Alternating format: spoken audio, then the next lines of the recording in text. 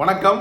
என் உயிரிலும் மேலான அன்பு மாணவ சகோதரர்களுக்கு எடப்பாடி பழனிசாமி அதிமுக அனைத்து இந்திய அண்ணா திராவிட முன்னேற்ற கழகத்தினுடைய பொதுச் செயலாளராக இருக்கக்கூடிய எடப்பாடி பழனிசாமி இன்னைக்கு ஒரு அறிக்கையை வெளியிட்டிருக்காரு.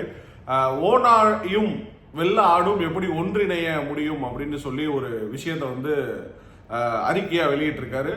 இது யாரை மையப்படுத்துது அப்படின்னா ரெண்டு பேரை மையப்படுத்தக்கூடிய விஷயமாகத்தான் இருக்கும். இன்னைக்கு நியூஸ்ல எல்லாரும் பொதுவாக வர விஷயம் என்னன்னு பாத்தீங்க அப்படின்னா அதிமுகவும் தமிழக வெற்றி கழகத்தினுடைய தலைவர் விஜயும் கூட்டணி சேர போறாங்க அப்படின்றது ஒண்ணு.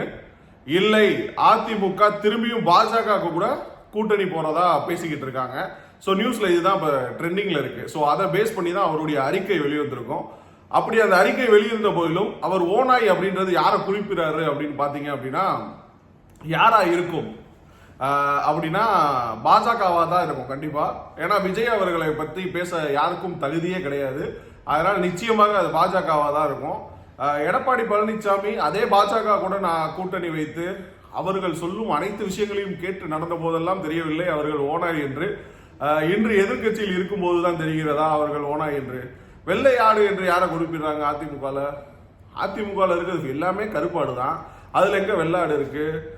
அவருடைய ஒப்புகை பாத்தீங்க அப்படின்னா வெள்ளையாடும் ஓனாயும் கூட்டணி எப்படி சேர முடியும்னு கேட்கிறாங்க.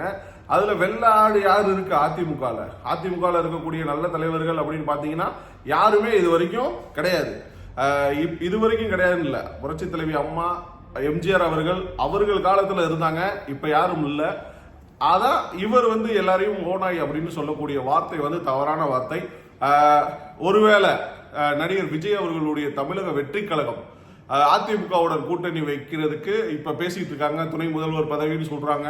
அதை பேஸ் பண்ணி இந்த வார்த்தைகளை சொல்றாங்களா அப்படின்னு பாத்தீங்க அப்படின்னா நிச்சயமாக அதை சொல்வதற்கு 1% கூட தகுதி யாருக்கு கிடையாது அப்படின்னா எடப்பாடி பழனிசாமி அவர்களுக்கு கிடையவே கிடையாது.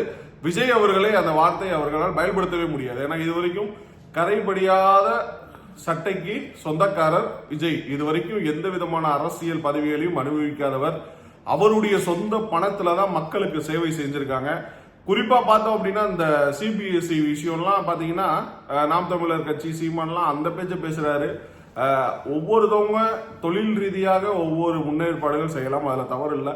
ஆனால் அவருடைய சொந்த பணத்திலேயே நிறைய ஏழை குழந்தைகளுக்கு இலவச கல்வியும் கொடுக்குறாங்க, இலவச சாப்பாடு கொடுக்குறாங்க. இந்த மாதிரி விஷயங்கள் நல்ல விஷயங்கள்லாம் செஞ்சுட்டு வராங்க.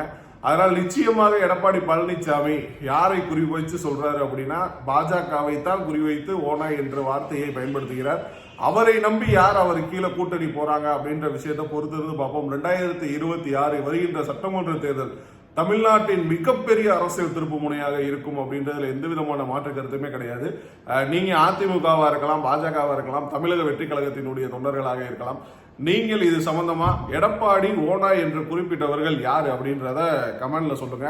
இன்னைக்கு அதுதான் நியூஸ்ல ட்ரெண்டா போயிட்டு இருக்கு. மீண்டும் ஒரு பதிவில் உங்களை சந்திக்கின்றேன். நன்றி.